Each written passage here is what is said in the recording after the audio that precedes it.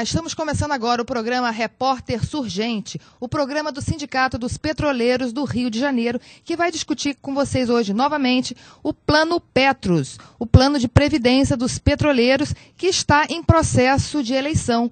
Vai ter eleição para o Conselho Deliberativo e para o Conselho Fiscal. E estamos aqui nos estúdios da TV Comunitária do Rio de Janeiro para conversar com Silvio Senedino e Edson Munhoz sobre a Petros e sobre esse processo eleitoral.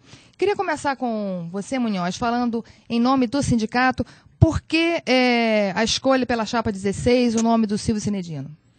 A gente queria dizer com muita tranquilidade que a escolha da chapa do companheiro Senedino foi uma escolha que a gente fez, na verdade, não nesse momento, mas ao longo dos anos, em função do que o Silvio Senedino tem feito pela categoria, do trabalho dele. Então foi uma escolha consciente do sindicato, procurando colocar nessa função o melhor nome. A gente achava e continua achando que o Senedino é o melhor nome. E parece que a gente tem acertado, porque se percebe que a campanha do Senedino tem crescido de forma exponencial. A gente está vendo o apoio que as pessoas estão dando, a gente está percebendo que a categoria está entendendo que a importância de eleger um companheiro independente realmente, que a única finalidade nessa eleição dele é defender a categoria como um todo. E é importante que a gente diga isso, na defesa da categoria como um todo, do antigo, do novo, que já ter sido contemplado pelo plano Petros, e também do aposentado. O Senedino é o candidato que reúne as condições para defender a categoria como um todo, voltamos a dizer. Por isso mesmo a gente está aqui, mais uma vez, solicitando o voto na chapa 16, a chapa que tem crescido e que só depende do voto de você para estar na Petros até o fim dessa eleição. Silvio, como é que está a campanha pelos estados? Olha, a campanha está muito bem, a gente fez várias viagens esses dias, fomos primeiro a São Paulo, a todas as refinarias de São Paulo, depois fomos à Bahia, fomos ao Ediba, o edifício administrativo da Petrobras, estivemos na Relan, na Fafem, fomos a vários lugares na Bahia, depois estivemos em Belo Horizonte, tivemos em Vitória, São Mateus. A gente está fazendo uma campanha bem ampla pelos estados e estamos recebendo muito apoio dos sindicatos. O Sindicato de São José dos Campos está nos apoiando, o Litoral Paulista, vários sindicatos estão nos dando apoio e estão fazendo com a gente essa campanha. A gente quer lembrar os companheiros e companheiras a importância do voto. Companheiros, não vamos deixar de votar. Vamos lembrar que é o nosso patrimônio, aquilo que garantirá o nosso futuro, dos nossos dependentes, que está lá e que tem que ser cuidado por nós. Então não vamos deixar de votar em nenhuma hipótese. Vamos lá e marcar o nome que a gente achar melhor, que eu prefiro que seja a chapa 16. Mas, de qualquer maneira, é importante que seja votado. Silvio, a Petrobras já fez aquele aporte de 6 bilhões que ela havia prometido na época da repactuação? Olha, Cláudia, essa é uma quando foi dado o resultado da repactuação, o primeiro comunicado que foi feito pela Petrobras aos investidores, às bolsas de valores do Brasil e do exterior, falando que havia sido feito o acordo da repactuação e que a Petrobras poderia colocar até 6 bilhões em 20 anos se houvesse necessidade. Bem, como a gente sabe, a gente defende que o plano não tem déficit, a gente acha que na realidade não vai haver essa necessidade. Então, ao invés da Petrobras pagar a sua dívida, que isso sim ela tem que pagar porque ela deve ao plano, ela está querendo botar dinheiro se houver necessidade. Não é isso. Não é isso. A Petrobras tem que colocar o dinheiro que ela deve na Petros, havendo necessidade ou não. Porque se ela deve esse dinheiro é do plano Petros. Então, se a gente receber esse dinheiro, seríamos superavitários. E isso é do plano, não é o dinheiro da Petrobras, é um dinheiro nosso. Então, a Petrobras não pode fazer... Se ela tivesse feito um acordo, não, eu vou assumir o plano, e se tiver necessidade... Mas não foi isso que ela fez. Ela fez um acordo de repactuação, onde vários companheiros, na realidade, a maioria da categoria, 70% da categoria, abriu mão de direitos em função da Petrobras botar dinheiro, e não em função da Petrobras botar dinheiro se houver necessidade. Não, ela deveria botar, mas pelo visto acho que não vai botar não, gente. E, bom, quais são as principais propostas da chapa 16? Bem, a nossa primeira proposta é assumir o Conselho Deliberativo como dono do Plano Petros. Eu canso de falar isso, muitos companheiros acho que não têm clareza quanto a isso. Todo o dinheiro que existe na Petros é nosso. é dos participantes e assistidos. E metade desse dinheiro foi colocado diretamente do nosso bolso, a gente colocou mensalmente a nossa contribuição, e a outra metade foi colocada pela Petrobras como um salário indireto. Então não é dinheiro da Petrobras. No Plano Petros só há dinheiro dos petroleiros. E nós temos que tomar conta desse dinheiro. Então, a nossa primeira proposta é assumir postura de dono do plano. A diretoria executiva tem que trabalhar no plano em função dos seus donos e não em função das patrocinadoras. Porque chegamos ao absurdo hoje da gente ter um processo contra a Petrobras pela cobrança dessa tal dívida, onde a perícia judicial disse que a Petrobras tem uma dívida de 9,88 bilhões, e a direção executiva da Petros que entra na justiça dizendo que a Petrobras não deve nada. Isso é um contrassenso total. Quer dizer, a direção executiva do nosso plano está vindo contra os donos do plano. Isso é um absurdo. Essa é a primeira medida. Outras medidas são a medida de dar transparência ao plano. Tudo que foi feito no Plano Petros tem que ser de conhecimento de todos os participantes. Esse jeito não pode ter segredo no nosso plano, mesmo porque a gente sabe que os segredos são sempre para dar rasteira na gente. Né? A melhor coisa é a luz do sol, é o que acaba com todas as tramóias, todas as complicações. Então é isso, a gente quer botar as contas da Petros à luz do sol, tudo aberto. Todo participante assistido tem direito, ele é o dono, ele tem direito de saber como aquilo está sendo aplicado e por que está sendo aplicado dessa maneira. Outro problema que a gente tem é um problema estatutário. A gente discute isso também. Até 5% do nosso patrimônio pode ser aplicado pela diretoria executiva sem passar pelo Conselho Deliberativo. Então, o nosso patrimônio hoje é de 31 bilhões. 5% dá mais ou menos 1,5 bilhão. Então, se forem feitas 10 aplicações de 1,5 bilhão, a gente vai ter 15 bilhões. Metade do nosso fundo sem ter passado pelo Conselho Deliberativo. Então, não pode ser bem assim. A gente tem que mudar isso, porque, mais uma vez, o Plano Petros, no fundo de pensão, tem que estar a serviço dos seus donos, dos participantes e assistidos. E como é que fica a situação dos novos, os trabalhadores da Petrobras que estão sem plano?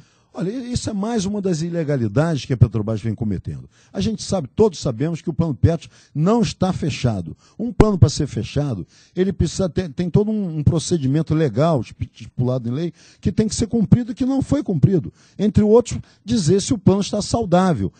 Mas a própria Petros diz que a gente tem um déficit que era de 4,5 bilhões e hoje está em 2,8 bilhões. Se tem esse déficit, ele não pode ser fechado com déficit. Esse déficit tem que ser equacionado. E só depois desse déficit equacionado, o plano quitado, aí sim poderia fechar o nosso plano e abrir um novo plano. Como esse plano não foi fechado, no nosso entendimento, os 18 mil companheiros novos têm direito sim a vir para o nosso plano Petros BD. E a Petrobras está cometendo uma ilegalidade, não abrindo, permitindo que esses companheiros façam opção pelo plano.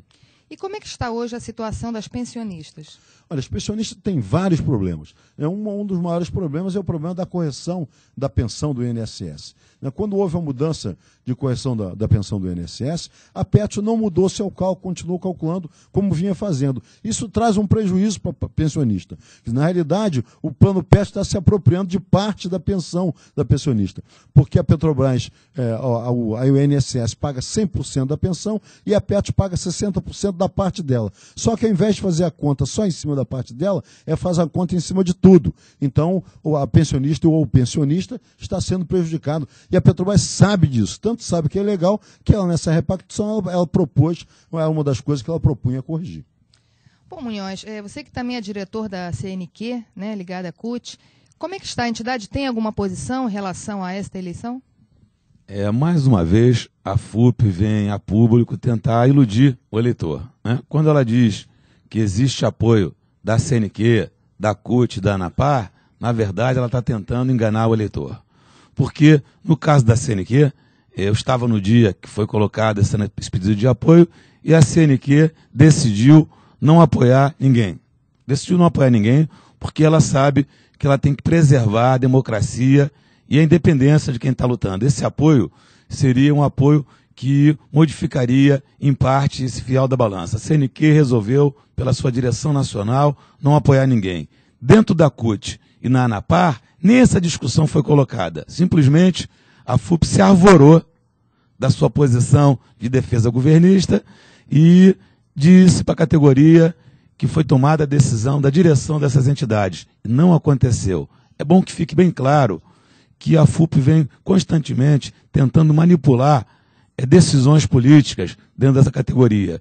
E fica bem claro, mais uma vez, quem é que está ao lado do trabalhador, quem está defendendo o interesse do trabalhador, e que a utilização do modo que tem sido feita do nome dessas entidades pela FUP coloca mais uma vez o nome da FUP em descrédito.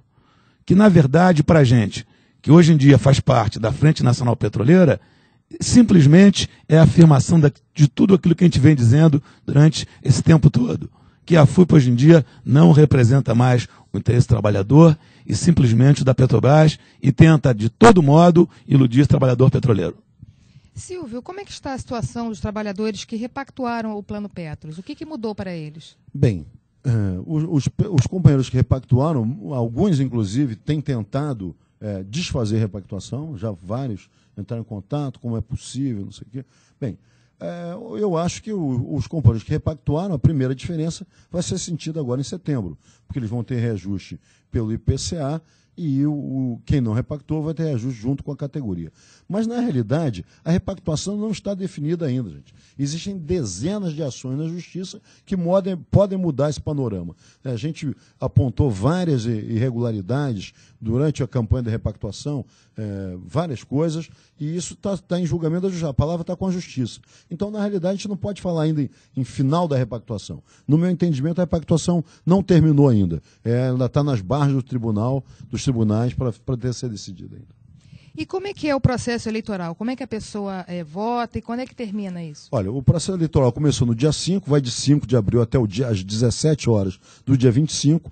Mais uma vez, a gente pede a todos os companheiros que não deixem de votar, e há 3 formas de votação. A pessoa recebe um envelope em casa que tem uma senha e uma cédula. Se ela quiser votar pelo correio, basta marcar a cédula, botar a cédula dentro do envelopezinho pardo que vem, colocar no envelope maior e entregar na agência do correio. Não pode ser em caixa de correio, tem que ser na agência do correio. Essa é uma forma. Outra forma é pela internet. A pessoa pega a senha que veio nesse envelope da Petros e vai à internet, dá o seu CPF, dá seu ano de nascimento e essa senha, e ele pode votar assim.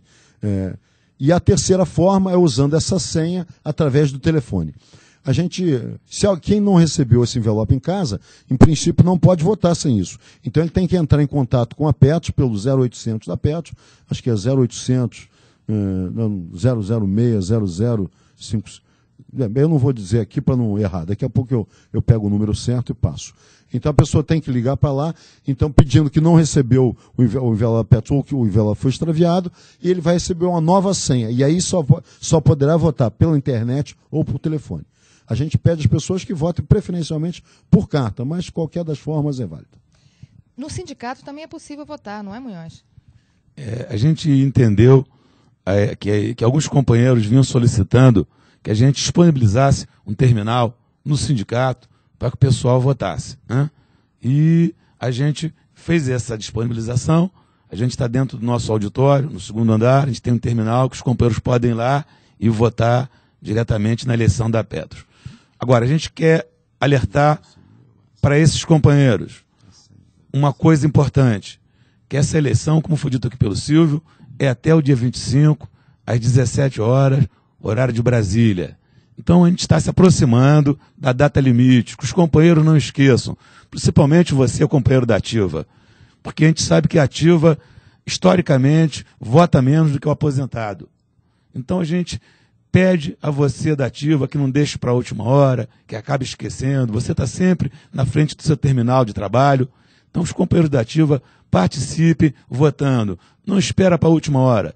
A gente tem certeza que esse processo de eleição é um processo mais seguro possível, mas a gente sabe que nos últimos dias, se acumular muita votação, pode ter algum problema com relação a entrar no site da Petros. Então a gente pede você, como está distante ainda do final desse término aí do dia de votação, que você vote, exerça seu direito de voto de imediato, fazendo que esse coeficiente de votação do pessoal da Ativa, que historicamente, como eu disse anteriormente, é baixo, se eleve, vamos participar. Como disse o companheiro Cinedino, o dinheiro do fundo é seu, o fundo é nosso, e a gente não pode deixar que esse fundo tenha gestões que tenham acontecido, e o caminho que tem sido tomado, a gente tem que cortar de uma vez, elegendo para representante no Conselho Deliberativo e Fiscal, pessoas de confiança, aquele que sempre esteve ao lado do trabalhador e nunca mudou de lado em tempo algum. Silvio, qual a importância de votar? Por que o pessoal da ativo e aposentado tem que estar participando desse processo? Olha aqui, tradicionalmente, sempre houve um certo desleixo por parte dos participantes com a Petros. A gente sempre achou que a Petros está lá e nunca se preocupou. Por exemplo, na última eleição, de um colégio eleitoral de 90 mil participantes, apenas 20% votou.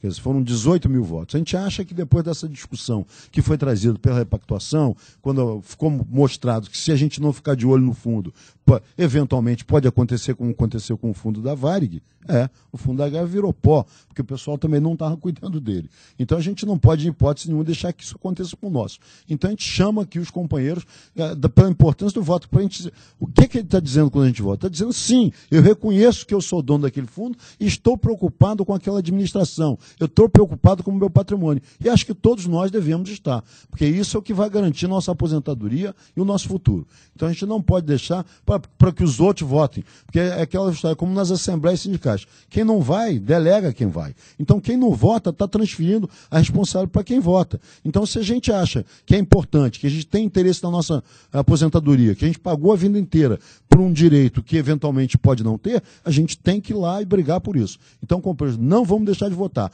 Vamos lembrar que para votar precisa da senha. Se a gente vai votar no trabalho, vamos levar o envelope com a senha para a gente poder, a qualquer hora, poder fazer a opção do voto. E qual é o papel do Conselho Deliberativo? O Conselho Deliberativo é exatamente o representante dos donos do fundo que toma conta do fundo. Teoricamente, somos nós do Conselho Deliberativo que definimos tudo dentro da Petros.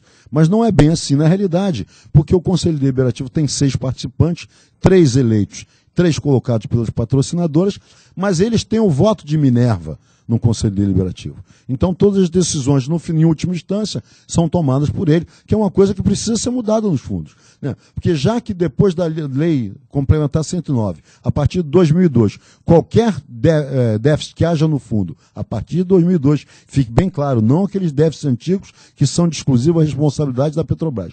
Mas os déficits que ocorrerem a partir de 2002 vão ser divididos meio a meio entre nós e a patrocinadora. Então, se a gente vai arcar meio a meio com as despesas, nada mais justo que a gente também tenha metade da responsabilidade, metade do voto no Conselho Deliberativo e não haja voto de Minerva. A gente dá como exemplo, por exemplo, a Forluz, que é o fundo de pensão da CEMIG. Na Forluz, apesar de ter o mesmo regulamento que o nosso, nunca foi feita uma votação usando o voto de Minerva. Sempre as decisões são por consenso. É isso que a gente tem que procurar fazer no nosso fundo também. Não vamos acabar com esse negócio. Por que a Petrobras vai ter a última palavra, se em última instância a gente vai ter que dividir com ela meio a meio, se alguma coisa der errado? Então não. Se é uma meio a meio, então vamos também ter na direção meio a meio. Não vamos aceitar voto de Minerva. E na situação atual do nosso fundo Petros ainda é pior, porque com a mudança do estatuto, esvaziaram o papel do Conselho Fiscal e transferiram a aprovação das contas para o Conselho Deliberativo. Então o Conselho Fiscal faz um relatório das contas e indica a rejeição, como vem fazendo já há 4 anos, e chega no Conselho Deliberativo, a Petrobras, com o seu voto de Minerva, consegue aprovar as contas, porque senão as contas já vinham sendo rejeitadas há vários anos. Bom, nós estamos nos minutos finais do Repórter Surgente. Munhoz, você quer deixar um recado do Sindipeto para a categoria?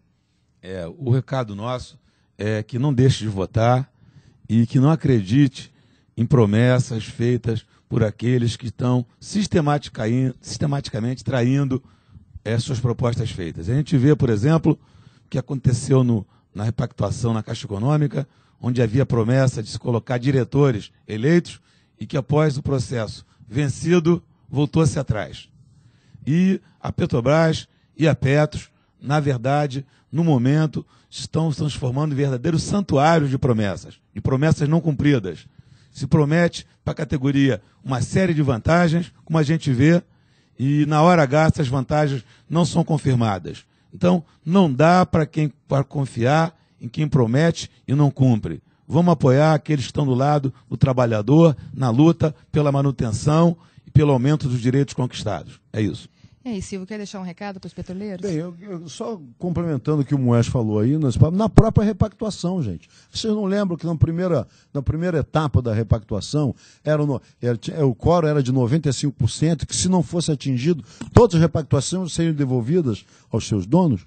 Pois é, não conseguiram e também não devolveram, mudaram de história e fizeram uma repescagem, uma repactuação 2. Então, e o plano de cargos e salários? Vocês estão lembrados do plano de cargos e salários? Pois é, companheiro. É para entrar em 2005, 2006, já estamos em 2007 e a Petrobras não implanta o plano de cargos e salários.